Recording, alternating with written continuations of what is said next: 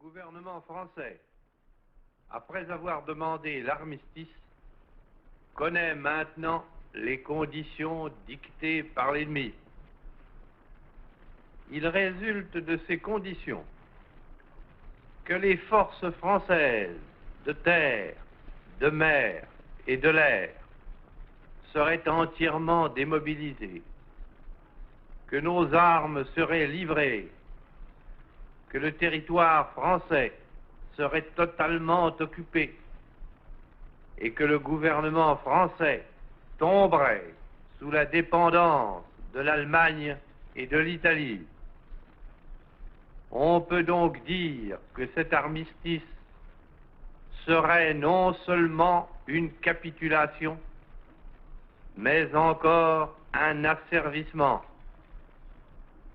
Or, beaucoup de Français n'acceptent pas la capitulation ni la servitude pour des raisons qui s'appellent l'honneur, le bon sens, l'intérêt supérieur de la patrie. Je dis l'honneur, car la France s'est engagée à ne déposer les armes que d'accord avec ses alliés. Tant que ses alliés continuent la guerre, son gouvernement n'a pas le droit de se rendre à l'ennemi. Le gouvernement polonais, le gouvernement norvégien, le gouvernement hollandais, le gouvernement belge, le gouvernement luxembourgeois, quoique chassés de leur territoire, ont compris ainsi leur devoir. Je dis le bon sens, car il est absurde de considérer la lutte comme perdue. Oui, nous avons subi une grande défaite, un système militaire mauvais, les fautes commises dans la conduite des opérations, l'esprit d'abandon du gouvernement pendant ces derniers combats nous ont fait perdre la bataille de France.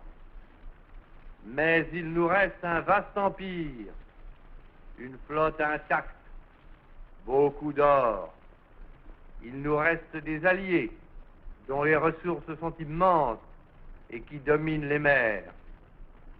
Il nous reste les gigantesques possibilités de l'industrie américaine, les mêmes conditions de la guerre qui nous ont fait battre par 5000 avions et 6000 chars peuvent nous donner demain la victoire par 20 000 chars et 20 000 avions. Je dis l'intérêt supérieur de la patrie, car cette guerre n'est pas une guerre franco-allemande qu'une bataille puisse décider. Cette guerre est une guerre mondiale. Nul ne peut prévoir si les peuples qui sont neutres aujourd'hui le resteront demain. Même les alliés de l'Allemagne resteront-ils toujours ses alliés?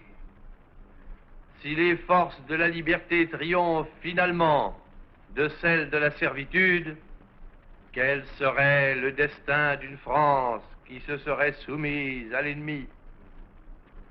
L'honneur, le bon sens, l'intérêt supérieur de la patrie commande à tous les Français libres de continuer le combat là où ils seront et comme ils pourront. Il est par conséquent nécessaire de grouper partout où cela se peut une force française aussi grande que possible. Tout ce qui peut être réuni en fait d'éléments militaires français et de capacités françaises de production d'armement doit être organisé partout où il y en a. Moi, général de Gaulle, j'entreprends ici, en Angleterre, cette tâche nationale. J'invite tous les militaires français des armées de terre, de mer et de l'air. J'invite les ingénieurs et les ouvriers français spécialistes de l'armement qui se trouvent en territoire britannique ou qui pourraient y parvenir à se réunir à moi. J'invite les chefs, les soldats, les marins, les aviateurs des forces françaises de terre, de mer, de l'air, où qu'ils se trouvent actuellement, à se mettre en rapport avec moi. J'invite tous les Français qui veulent rester libres à m'écouter et à me suivre. Vive la France, libre dans l'honneur et dans l'indépendance.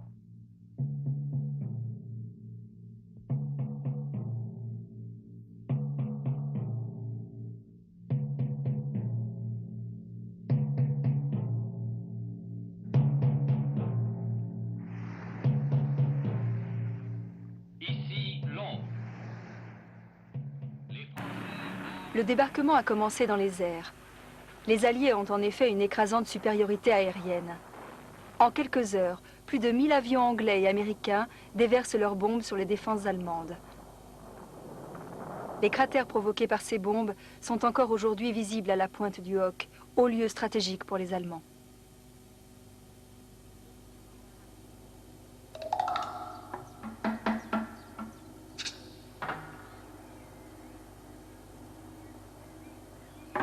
Dans l'arrière-pays, afin de prévenir tout parachutage, les Allemands ont inondé les marais. Ils ont également planté des pieux pour empêcher l'atterrissage des planeurs.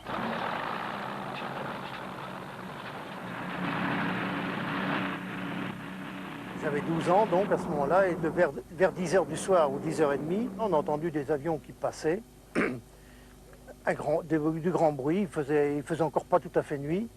Et on voyait bien les avions, les portes ouvertes et les parachutistes qui ont commencé à descendre. Au début, ils ont été très réticents à nous contacter, si vous voulez. Ils croyaient arriver en pays ennemi, en fait. Autant que j'ai pu en juger, c'était des jeunes gens, hein, ils avaient entre 18 et 25 ou 30 ans peut-être. Mais c'était pas facile à voir parce qu'ils étaient tout barbouillés de noir, avec vous savez, du charbon, hein, pour pas se faire voir dans la nuit. Donc nous, on les voyait comme des diables. Hein. Un petit peu. Même par moments, on en avait peur. Mon père a commencé à fumer sa première camel, il était 4 h du matin. Et moi, à mâcher mon premier chewing-gum, à la même heure, les Américains m'ayant donné un paquet de chewing-gum. Mais comme je ne savais pas ce que c'était, je l'ai mâchouillé, je l'ai avalé.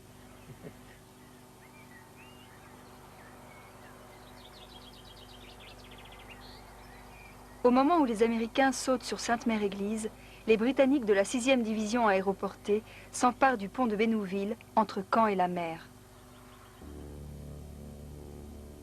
Ces opérations aéroportées préparent l'arrivée d'une armada de 7000 bateaux et 300 000 hommes devant débarquer troupes et matériels sur 5 sites choisis.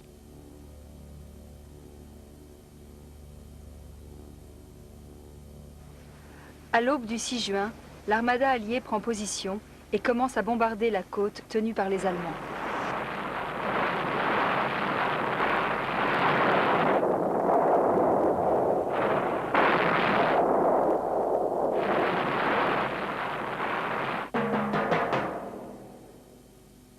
Le 6 juin 1944 au matin, la plage de Colville ne s'appelle pas encore Omaha. De leur blocos, les Allemands voient surgir à l'horizon les navires de la flotte alliée. À 4 h 30, une première vague de péniches approche d'Omaha. Touchés par les obus allemands, renversés par une forte houle, un grand nombre d'embarcations chavirent.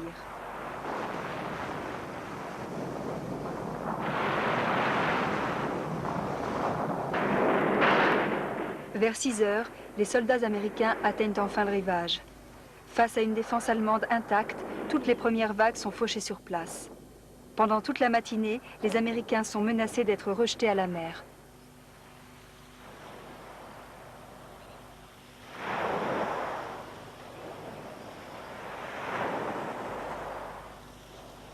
Aujourd'hui, cette plage française reste un haut lieu de l'histoire américaine. À Utah Beach, la résistance allemande est moins dure qu'à Omaha. Sur les 32 000 soldats engagés, les pertes s'élèvent à 300 hommes.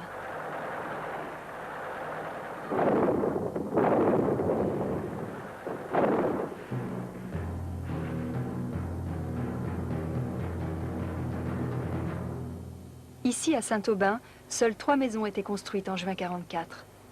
Face à ces maisons, ce sont des Anglais et des Canadiens qui viennent prendre position sur ce lieu baptisé Junot.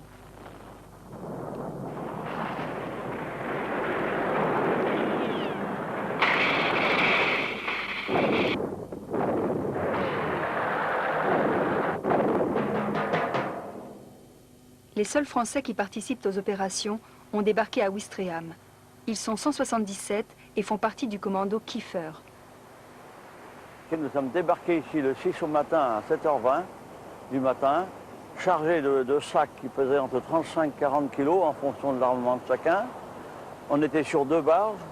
Chaque barge avait une mission à faire, c'est-à-dire que la troupe 1, où tous les officiers ont été blessés en débarquant parce qu'ils ont été touchés par un obus, avait pour mission de prendre le casino en passant par la route qui est à l'intérieur des terres. La deuxième barge a pour mission de continuer à prendre la plage et prendre tous les blocos qui se trouvaient entre cette partie du casino et le lieu de débarquement. Ce Kiefer nous avait dit, voilà, bon, s'il y en a 15 entre vous qui arrivent, ça sera bien. Vous voyez, alors donc on a couru en haut de la plage depuis... On était entièrement mouillés, on ne s'en est pas aperçu, vous voyez, on était mouillés, ainsi de suite, on ne s'en est pas aperçu. Le travail était là en face, on a couru le plus vite possible en haut de la plage, où nous avons coupé les fils de fer barbelés et traversé un champ de mines.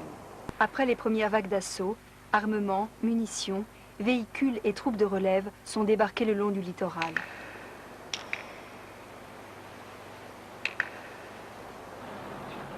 Ici, à Bernières, devant cette maison, malgré le mur anti-char, la tête de pont anglo-canadienne s'organise.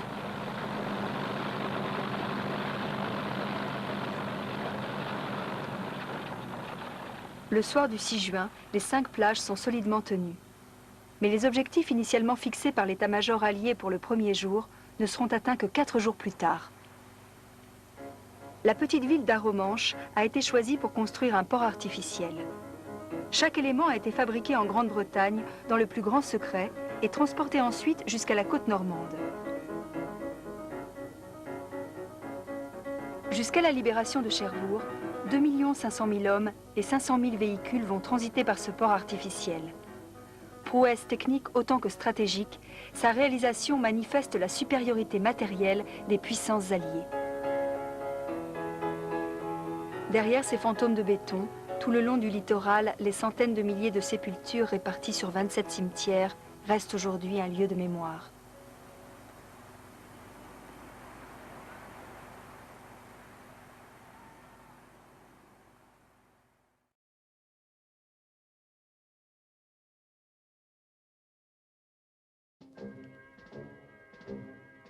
Cherbourg est pris, Cherbourg dont il ne reste rien. En 19 jours, un temps record, le génie américain aidé par les ouvriers français va remettre le port en état. Mais depuis 2 semaines, les Alliés disposent déjà de 2 ports, des ports artificiels. On comprend maintenant à quoi servaient ces immenses jeux de cubes fabriqués en secret en Angleterre et qui ont suivi la flotte de débarquement à travers la Manche. Des dizaines de bateaux ont été sabordés pour former des brise-lames. Puis 230 caissons, des phénix, ont été coulés pour faire des digues. Ils ont 60 mètres de long et pèsent 6000 tonnes.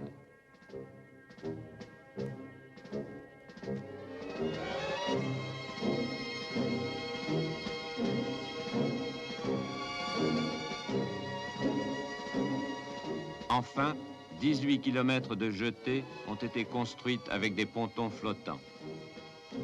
Le port anglais a été construit à Arromanches et baptisé Winston en l'honneur de Churchill qui a eu l'idée de ce mécano géant. Le deuxième port, le port américain, a été installé devant Saint-Laurent. La panoplie des Alliés réserve chaque jour des surprises aux Allemands. Une semaine après le débarquement, les Américains ont construit 45 pistes d'atterrissage en grillage métallique. On les monte en quelques heures. Perdu sur une plage déserte du sud de l'Angleterre, cette étrange boutique de crème glacée est en réalité une station de pompage secrète. Pour ravitailler le corps expéditionnaire en essence, Churchill a aussi eu l'idée de ce pipeline dénommé Pluto, que d'énormes bobines déroulent et déposent au fond de la Manche.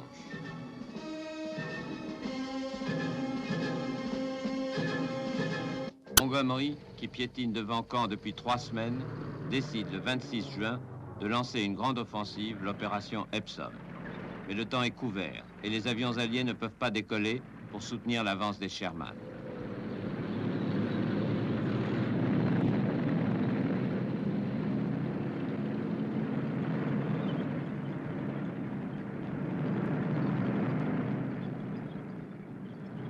Cinq divisions blindées de SS attendent l'attaque des Écossais. Ils sont équipés de Tigres, chars de 48 tonnes, armés du fameux canon de 88.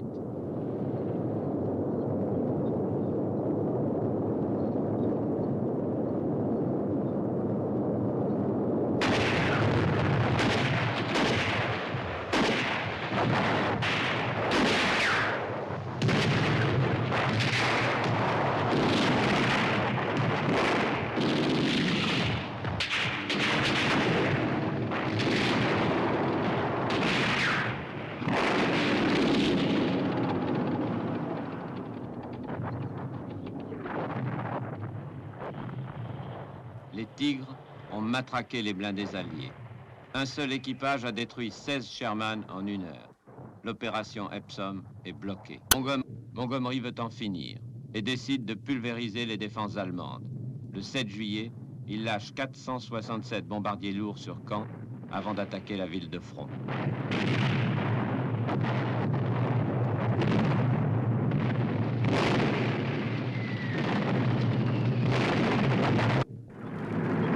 Dans le fracas des chaînes antimines, les chars Cromwell se mettent en branle le 18 juillet à 5h30 du matin. Les Tigres ayant été mis hors de combat par le bombardement, les divisions anglaises atteignent la ligne de chemin de fer à Cagny et avancent facilement dans la plaine.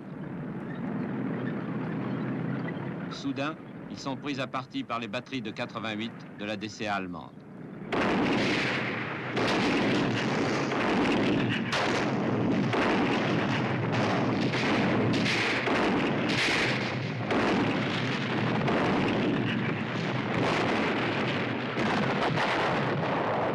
Les Allemands utilisent de nouvelles armes anti-chars comme les Goliath, téléguidés, et les lance-roquettes, imitation des orgues de Staline.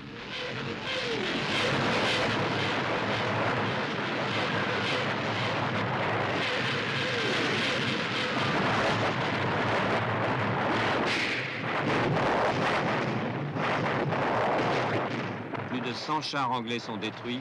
L'opération Goodwood est stoppée.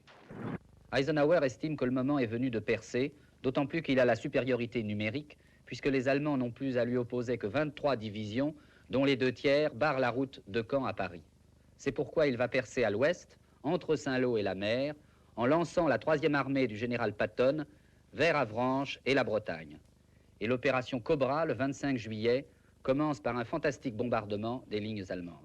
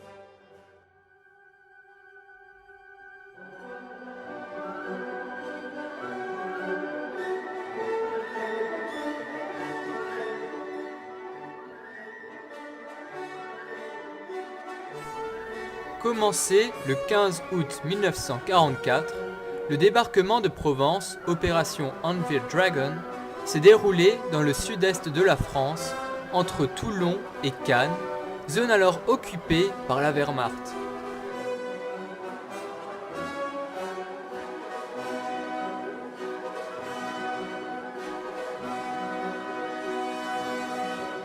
Après d'intenses bombardements, les commandos français sont débarqués sur les flancs du futur débarquement durant la nuit du 14 août. Puis vient le tour de l'assaut aérien, précédant le déploiement des troupes américaines et britanniques.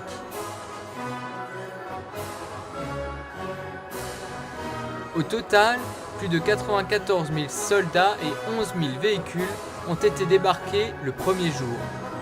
L'armée française du général Delattre de Tassigny ne débarque, elle, que le lendemain.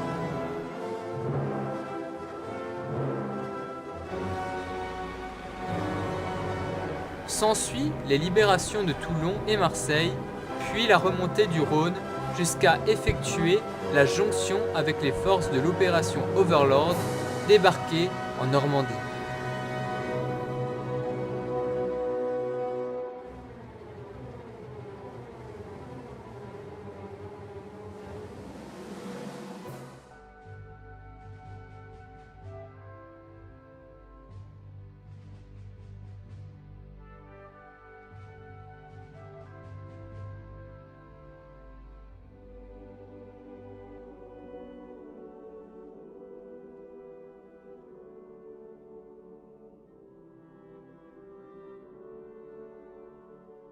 Le comité d'action militaire du Conseil national de la résistance et l'état-major national des forces françaises de l'intérieur adressent à la population parisienne l'appel que voici.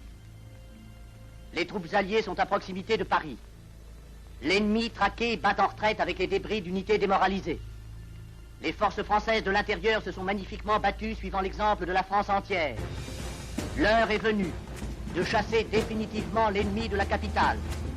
La population tout entière doit se soulever. Des Parisiens abattent des arbres, construisent des barricades avec des sacs de sable et des pavés.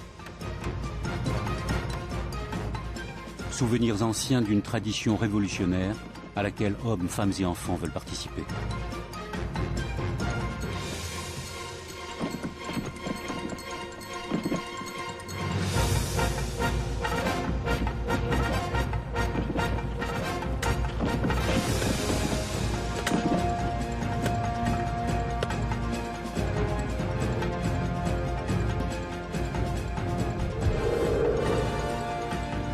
Paris se couvre de barricades pour empêcher tout mouvement ennemi. La population est de plus en plus nombreuse à prendre part à la lutte.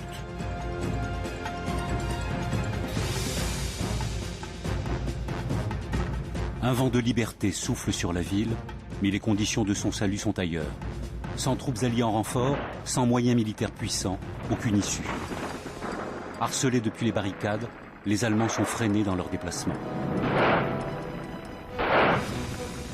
Chaque rue devient un piège mortel. Attaqués à la grenade, ils subissent de lourdes pertes.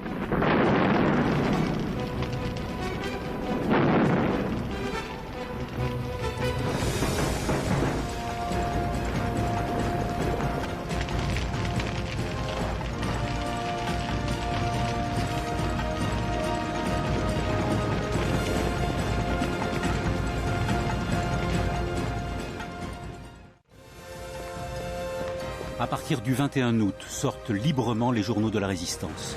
C'est par eux que les Parisiens apprennent que Leclerc a reçu, le 22 août à 19h15, l'ordre de foncer sur Paris.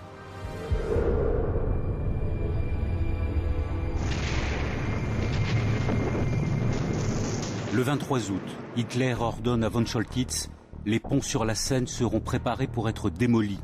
Paris ne doit pas tomber entre les mains de l'ennemi, sauf sous l'aspect d'un champ de ruines. » Von Choltitz désobéit. Seul le Grand Palais, touché par des bombes incendiaires allemandes, est en flammes.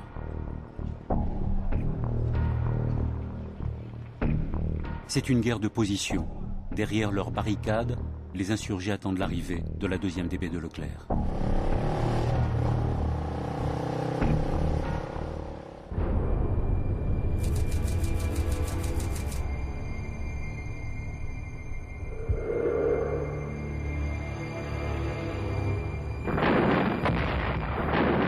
Selon les dernières informations, la 2e DB est épaulée par la 4e division américaine du major général Barton.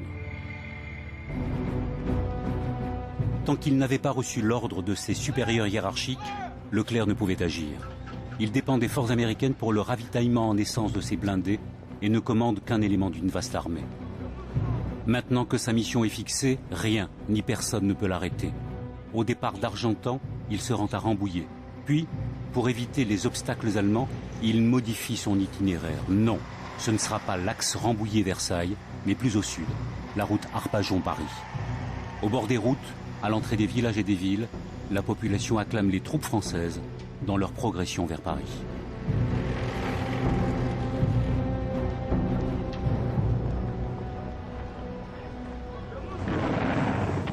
En plein cœur de Paris, j'ai vu 2 chars de la division Leclerc, avant-garde de l'armée de la Libération.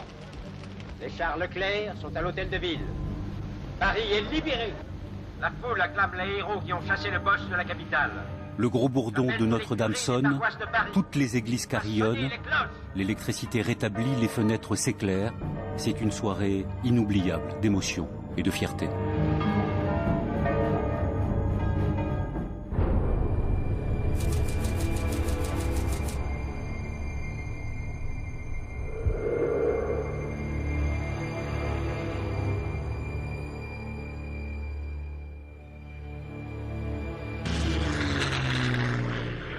Le 25 août, la 2e DB tout entière traverse la banlieue sud. Le général Leclerc et le groupement Diot entrent par la porte d'Orléans. Le colonel Billotte arrive par la porte de Gentilly, le colonel Langlade par la porte de Saint-Cloud. La population dégage les barricades dressées aux portes de Paris pour faciliter l'accès aux troupes de la Libération.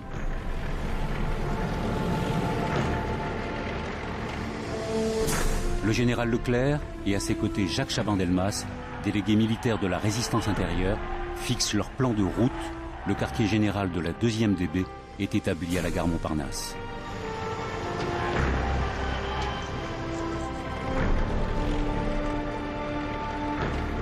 Au milieu d'une foule en délire, blindés et véhicules se frayent difficilement un passage.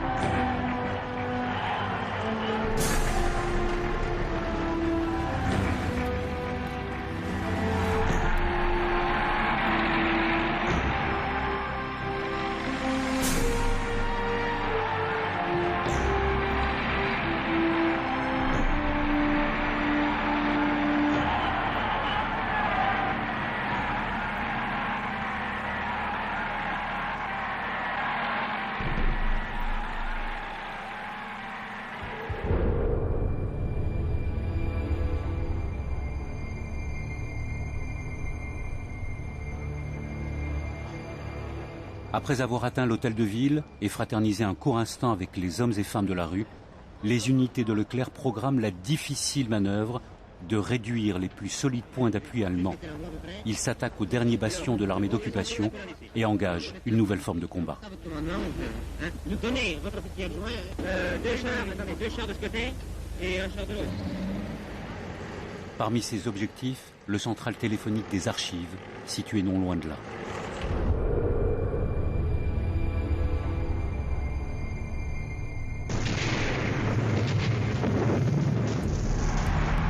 Le central téléphonique archive est un point stratégique que les Allemands avaient prévu de saboter, car il contrôle toutes les lignes téléphoniques longue distance.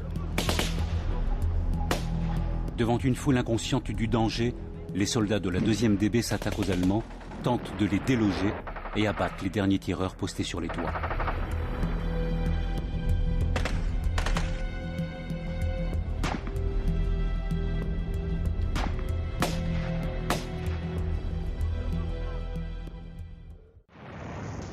C'est un scénario identique place de l'Opéra contre les positions allemandes qui défendent pour l'ultime fois le quartier et les abords de la Kommandantur, symbole de 4 années de terreur et de privation.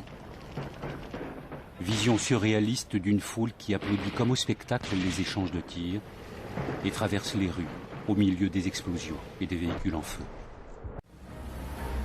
Sur la rive gauche, 400 Allemands occupent encore l'école militaire.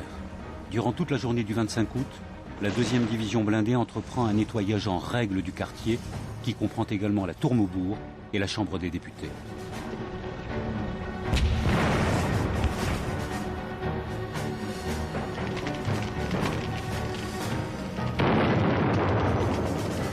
La lutte est farouche car les Allemands sont fermement décidés à tenir cette position le plus longtemps possible.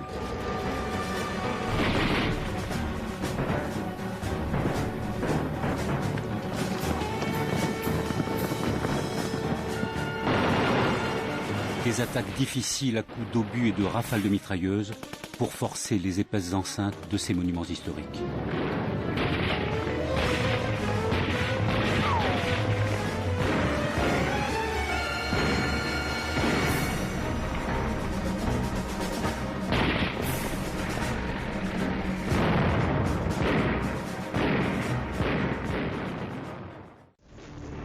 Jusqu'au 25 août, la tour Eiffel est un point de vue imprenable pour les Allemands qui ont posté des mitrailleuses lourdes sur sa première plateforme et défendent l'accès du pont d'Iéna en contrebas.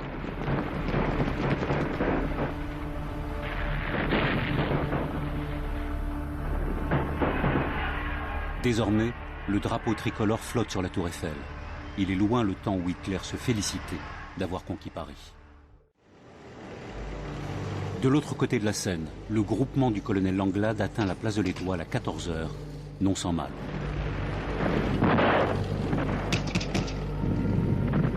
Aux abords de l'Arc de Triomphe, la 2e DB essuie des coups de feu de tireurs postés sur les toits et se heurte au barrage de barbelés dressé au milieu des avenues.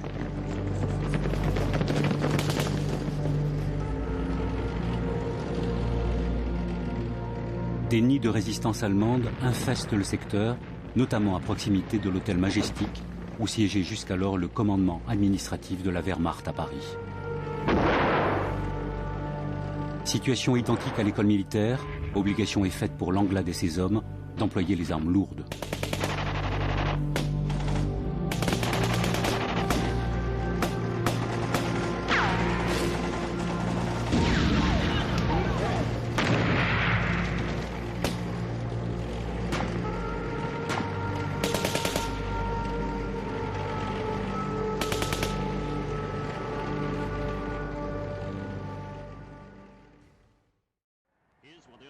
Armored units who beat the German panzer divisions in the battles of 1940. Today his name rings thrillingly on the tongue of a Frenchman. In his name the Free French forces fought mightily at Bir Hakeim. And today the name de Gaulle is a clarion call to the resurgent citizens of eternal France.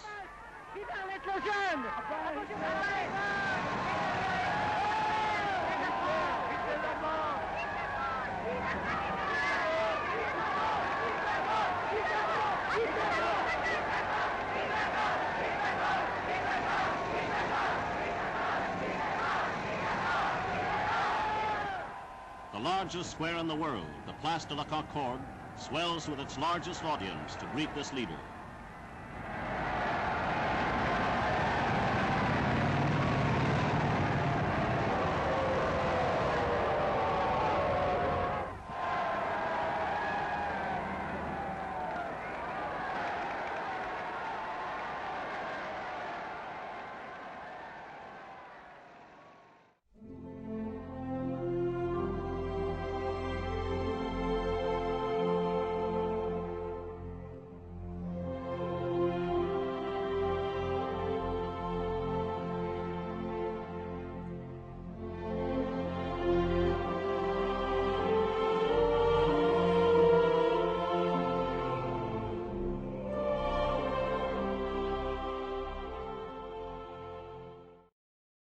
C'était une panique, une véritable peur comme je n'en ai plus jamais connu, ni les bombardements, ni rien, mais de savoir qu'ils vont revenir.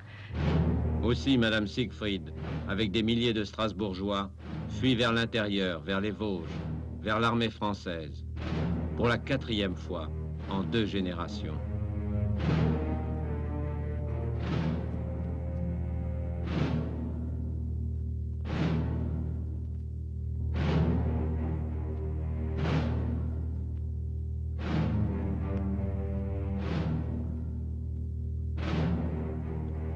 Dans Strasbourg à moitié désert, les FFI organisent la résistance. Et le général Duvigier, qui a été nommé gouverneur militaire de la ville, court à Paris alerter le général Juin. Juin m'a pris par le bras et au poste gymnastique, nous avons été voir ensemble le général de Gaulle, qui devant la carte m'a fait répéter ce que j'avais appris la veille au soir à Vittel. S'est retourné très calme, comme toujours, vers son chef d'état-major, en disant, Juin, tu vas faire deux choses. Tu vas d'abord dire à Delattre de prendre dans sa zone Strasbourg et de prendre la défense de Strasbourg à sa charge. La deuxième chose que tu vas faire, tu vas me préparer deux télégrammes, l'un à Winston Churchill et l'autre à Roosevelt, pour leur dire que je prends la décision de défendre Strasbourg quoi qu'il arrive. Le 3 janvier, Churchill arrive à Paris en plein drame. De Gaulle et Eisenhower sont dressés l'un contre l'autre. Entre la politique et la stratégie, entre le bon sens et le sentiment, Churchill n'hésite pas une seconde. Aidé par lui, De Gaulle finit par convaincre Eisenhower. Il faut sauver Strasbourg. Et le général Delattre de Tassigny est chargé de défendre la ville. La première armée française descend alors des Vosges pour prendre la relève des Américains. Le temps presse.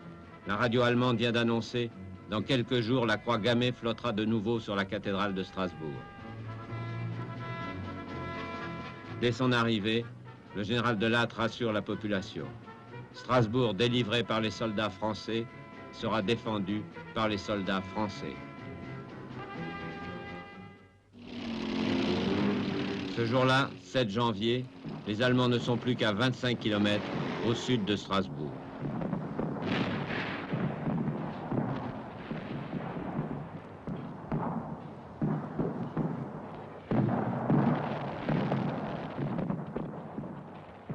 Ils se heurtent d'abord à la première division française libre, à peine arrivée, et qui se fait massacrer pour ralentir leur avance. Ils font quelques prisonniers, les survivants du bataillon du Pacifique, pratiquement anéantis. Puis dans la banlieue de Strasbourg, les FFI de la brigade Alsace-Lorraine d'André Malraux subissent le choc sans reculer. Pour le général Delattre et le général Duvigier, la situation est très grave. Au sud, à Oppenheim, le sacrifice de la première DFL et celui de la brigade Malraux à Kraft ont permis de stopper l'avance ennemie.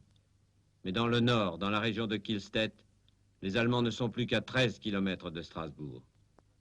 Le 21 janvier, la 3e division d'infanterie algérienne, les anciens de Cassino, luttent pied à pied contre une nouvelle attaque.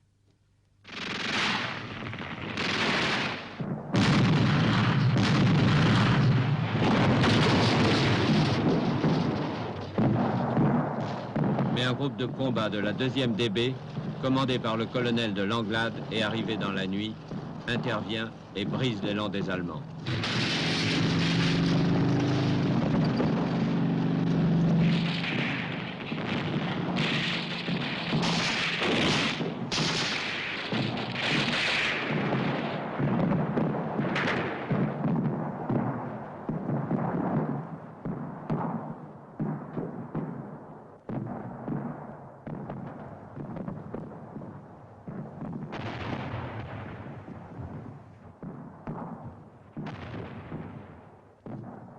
Strasbourg est sauvé. Et 2 semaines plus tard, la poche de Colmar est liquidée.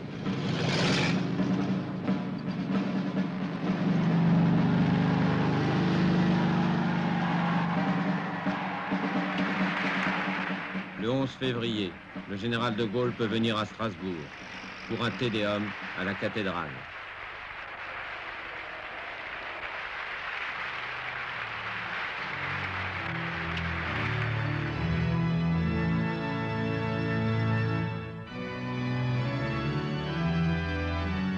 La longue bataille pour la libération de la France est gagnée. Elle a coûté cher pour arriver jusqu'ici, jusqu'au Rhin. Et la guerre n'est pas finie, loin de là.